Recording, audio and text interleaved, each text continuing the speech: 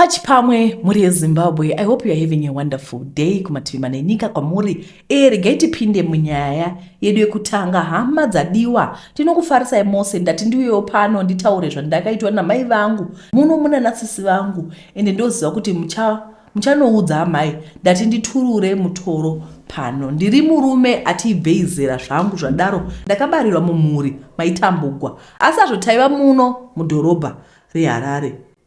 Zvino nhamo yataiva nayo yaitsviriridza zvaizikanwa upenyu hwairema. Taisashanda tose, taigara pamusha. Asi ini semukuru ndaimbomira ndaigaro zvinamatira kuti dai Mwari andinzwa zveshuwa. Nekufamba kwemwaka Mwari akandinzwa ndokuwana basa zvakanaka zvinengei.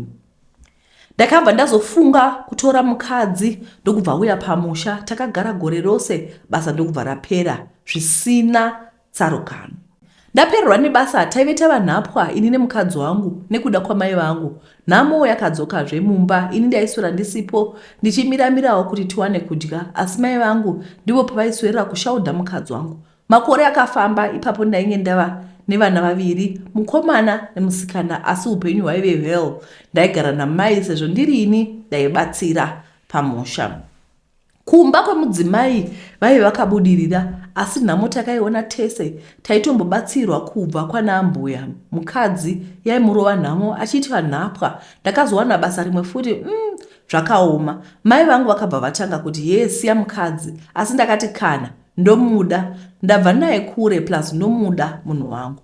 Ndakazowana mukana ndokuwana goridhe. Ndikati kubata kwenyu Mwari kunoshamisa. Ndakatenga imba huru kwazvo ndokuvhura mabhizimusi. Vanhu vakapembera ndokufara. Mukadzi akati pano hapana anosara, tese tiri kuenda kunogara kumba sekugara kwatainge takaita namama aisava nechigumbu namai vangu.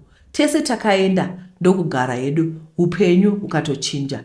Mai vaisava nethanks, vakazama kuti ndirambe mukadzi wangu, ndikaramba. Ndokubva varaunga nelittle sister yangu kuti vati ndamurepa. Zveshuwa vakabudirira. Ndakapomerwa mhosva yekurepa sisi vangu vaiva ne12 years. Ndakabva ndasungwa paya pamazuva emutongo ndikanzi 20 years mujeri. Ndakarwadziwa.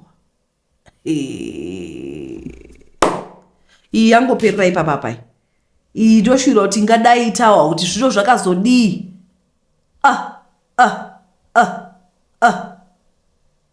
Toramba here tichingotaura kuti vana gogo, you must learn to let go. Kana muroora akadoti iye ngatichibvai pano nekuti kwataigara kumba kuti taive tiri tose hazviiti kuti tikusiyei gogo. Toinda tose.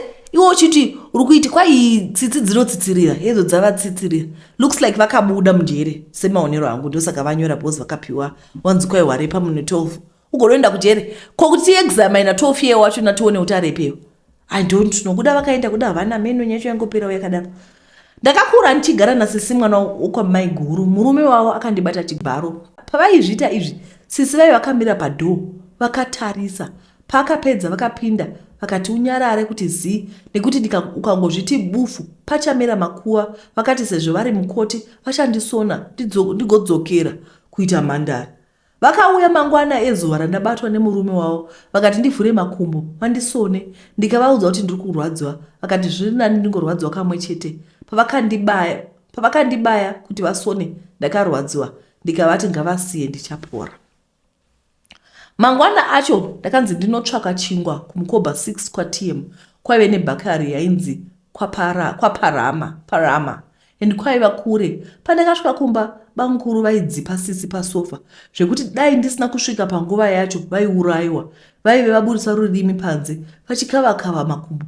Pandakapedza chikoro nemukomana wandaidza naye kuAscot, ndakaona zviri nani pane kushungurudzwa nasisi nemurume wavo. Ini mai vangu handivazivi, ndongovaonera pamafoto. Mafoto acho akasakara ndeakare kare eblack and white. Mukomana wangu ndakamuudza zvese zvakaitika kumba kwasisi. Akati tinovasungisa. Ndikamuti hazvichaiti nekuti vachembera. Zvekare banguru havachaoni, maziso avo angobuda mhopo ose kusvika azovharika zvachose. Ivo sisi havana kumboita mwana. Takangowirirana kwenguva shoma nemukomana uya aihura zvakanyanyisa. Kuya nevakadzi vandakaverenga vakaita 13. Pandakapona akaita wese, auya navo achizogara mazuva muroom 1 imomo aiti akauya neumwe akagara mazuva 3 kana vhiki. Musi wanodzokera kunozodoka kwauya umwe ndiye aitoenda kunovatora. Saka ndakamuti bheta ndinorara kune imwe room yepatogara isina kupera kuvakwa, haisina denga kana mawindo kana madhoo. Akaramba akati torara tese imomo. Aindimanikidza kuti ndibereke mwana ndimire ndakavatarisa vachiita bonde nemunhu wake. Dzimwe nguva aiti ndigare pambedha ipapo ndivatarise vachiita zvavanoita. Kana vasati varara handirari, kana vapedza zvavaita aindudza kuti ndimupe chimucheka chekupukutisa. Akati iye zvinomutenda on zvekuita bonde nevamwe vakadzi. Ndakamutarisa, hatombofili kana padiki. Ndakamuti ndidzosere kwasisi vangu. Akati hadi mwana wake akure kuna bankuru vangu kwakamurepawo. Ndakangotaimira umwe musi asipo, ndikaenda kwasisi ndikati vandipe makiye kumusha ndinovhura pamusha pasekuru pakaberekwa mai. Sisi vangu vakati unopenga here, musha unopfukirwa kupfuura kumakuva ekumatinunura kumukobha nainoko. Ndakavaudza kuti handina wandakauraya, saka ngavandipe ndiende. Kumusha uku ndakagumisira kuenda pakashayika sekuru baba vamai ndandisati ndoenda kuchikoro. Vamwe vese vaive vakafa, makuva epo aive akatenderedzwa newaya. Ndakambonzwa sisi vachiti kusvika azotenderedzwa inyaya yekupfuka kwaiitwa nevaridzi vavo. Saka pane munhu aivati mukatenderedza ruzhowa kana waya yevafe havabudi, inongotenderera mukati mewaya imomo. Dzimba dzimwe dzakadonha. Ndiri kuvata mune yandakanzwa kuti ndo yaive spare yairara mai vangu vachiri musikana. Ndo mandobikira zvekare. Hapachina mawindo. Ndakasunda wardrobe yaivemo, ndo yandakavharisa mawindo. Muwardrobe mune mbatya dzakasiyana-siyana zvoratidza sekuti ndedzevanhu vese vaigara pano vakazoshayika vacho. Dzimwe ndedzevanhu handizivi kuti ndedzamai vangu, kuti handizivi kuti dzamai vangu ndedzipi. Dzimwe ndedzemwana mucheche nemanapukeni aripo nezvipeneti zvesimbi zvaishandiswa kare kare zviya. Ndiri kurarama nekurima muriwo nematomatisi kumushandira pamwe. Ndiri kushungurudzika ini, hakuna magetsi. Foni yangu yakafa bhatiri, inodzima chero at 69%. Ndikakumbira vane masola kuti vandichajira ndogona kuendesa makusendero etura manheru isina moto. Mwana ari kuchema usiku, ndogona kumuka ndomubereka ndopinda mumachira ari kumusana kuti rima racho rakanyanyisa.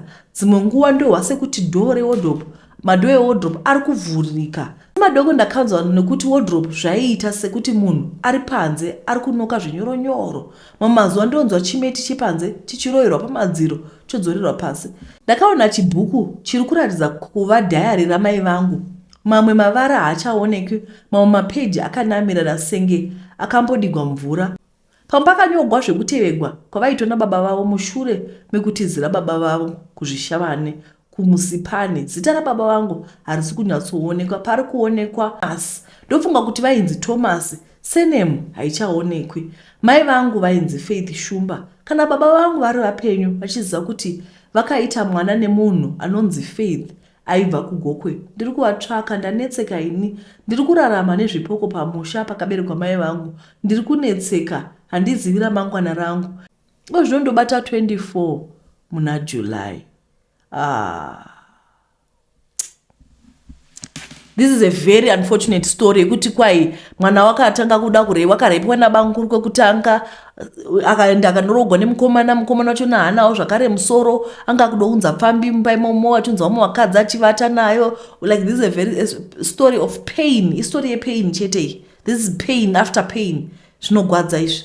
This is very painful. Anyway, zvakaoma. Alright, regai tiverenge zveimwe nyaya yekupedzisira nyaya dzacho dzohwisa tsitsifani. Makasimba here? Ini nditori n'anga inozikanwa muno muguta reGweru. Kwete, haisi hun'anga hwekuromba kana hwekutengesa, asi hun'anga hwangu ndehwedzinza. Sekuru baba vababa vaiva n'anga yamandiriri chatopota. Havana chavainge vasingagoni kurapa, chero kwenza yanetsa sekuru vairapa. Saka pavakatungamira kunyika dzino, chipo ichi chakauya kwandiri. Ndoda kuti mucherechedze kuti ndati chipo chikwete shavi, sezvo changu chiri chipo chekuporesa vanhu. Ende kunemi maKristu haasi mandimoni. Saka ini ndinofarira zvangu kuti vanhu vasakomenda zvinhu zvavasina ruzivo rwakanyatsokwana. Havana chirwere chavanga vasingagoni kurapa. Vaiti vakashaya mushonga panyika, vaipinda vega mumvura, vonosva pasi pemvura, vasina maoxygen tank. zvinoita senge fiction asi ndicho chokwadi chizere. Mwedzi mitatu yapfuura ndakavingwa naumwe mapasta ane mukurumbira. Havana kutoya masikati nguva dzandinobetsera varapwa vangu, asi vakatoya usiku kwadoti zvarara vachiti nyawa vachiti vana vesangano vainge vopera kubuda rimwe zvino vainge vangosara nemaplastic chair aiva asina vanhu. Vanotsvaka nyuchi kana majuru. Toya tomagadzira kudana chaunga vanhu vozara muchechi. Ndakamugadzirira vanhu vakatombotanga kudzoka kuchechi. Sekubuda kwavainge vamboita pekutanga, vakatanga futi kubuda rumwe. Pasta ava vaitenda kuti pane ari kuvabaitira mushonga kuti sangano ravo riputsike. Ko ndaimboziva here kuti chechi raiva business? Havasi vese vanovhura masangano avo kuti vazorodze hwai kuna musiki. Umwe neumwe anenge ane agenda yake. Vamwe vari kuvhura masangano kuti vawane kuchengetwa nevana vesangano. Vamwe vari kuvhura kuromba nevanhu. Vamwe vari kuvhura kuti vawane pekuzendamira vari. Ndakazonzwa mufundisi ava kundioneka kuti concoction yandainge ndavagadzirira yaiva iri mild. Ndakangoti kana nazvo. Saka vakanditi vakumboenda kuMalawi kunomboona vamwe asekuru vanga vanzwa vane mbiri. Ndakada kumbotsama kuti ndainge ndoshorwa ndikazongosiyana nazvo hangu. Yaiva choice yake munhu anoenda kunomuitira. Mwedzi wakapera kuti ndokunzwa kuti pane bhazi raita accident kwaMutoko richibva kuNyamapanda border post. Vanhu 22 vakarasikirwa neupenyu hwavo. Zvakabuda mupepanhau zvese nemumaradio station ikaita national disaster. Murapwa wangu akabuda muaccident iyi asina kana scratch. Chechi yapasta murapu uyu yava kuzara zvekuzara zviya. Padova neoverflow tent pari kuitwa zvinogara zvakadaro. Asi chandiri kuziva ndechekuti hapana mweya mutsvene uri kushanda, asi urombo play. Kubva zvakaitika accident iyi, pasta murapwa ava vava kungobudirira zvisina tsarukano. Hazvitsananguriki. Vapedza voti I'm blessed. Heya nai, denga riri kure vedwe. Ini hangu ndinoita zvekushopera ende handitopretendi kuva zvandisiri. Tichiri kuSunday school church yandakakurira handicharangiri vhesi racho nemo asi tinotaura tichiti havasi vose vachapinda ushe hwekudenga. Handisi kuti vanhu ngavashopere kwete, asi ndiri kuti ngatisaita gundamusaira pane zvinhu zvatisinganzwisisi, zvinhu zvisina history. Ndosaka muchiona mamwe machechi vachiramba kubuda machechi avo avakakurira kutya kuitwa collateral damage. Nanhasi pasta murapwa havachauyi pamba pangu. Apozama kunovatsera kuchechi kwavo ndikanzi vari busy zuva rose. Ndakaziva hangu kuti hapana basa raivepo vaisangodavo kuti ndivaone. Ko vanoziva zvavakaitavo. Ko vava kutofamba nemabodyguard kiki zvakaoma. Uye ndinoda kuita clarify chinhu ichi. Hadzisi n'anga dzese dzinorombesa vanhu kwete. Vatoriko vanhu vane calling seni vakavazobatsira vanhu vachishandisa midzi yatakapuwa namusika vanhu.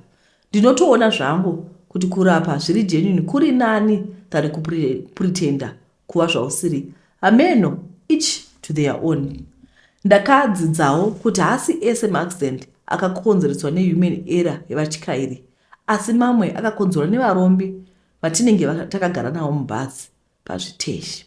The last time ndakakwira bhazi ndau Zimbabwe takanamata. Tichingobuda muPark Station kudai kodo inga tichinamata, I think rari Swiss. That was 2022, yeah. But when my sister passed away. Takanamata. But one thing about Zimbabweans, we will pray mubasi because we know kuti mubasi asi wese munhu mutsvene. One thing about Zimbabweans, they will pray. Ngatidzidzei kuvanhu vanonamata. This is just saying, hello, wake up my driver. Musati masumuka navanhu macross border. Let's learn to pray because hauzivi zvinhu zvinoitika mubasi nekuti takagara vanhu vakasiyana siyana. Vedwe, ndinokutendai nekuona kwamaita muve nezuva rakanaka. Ndatenda.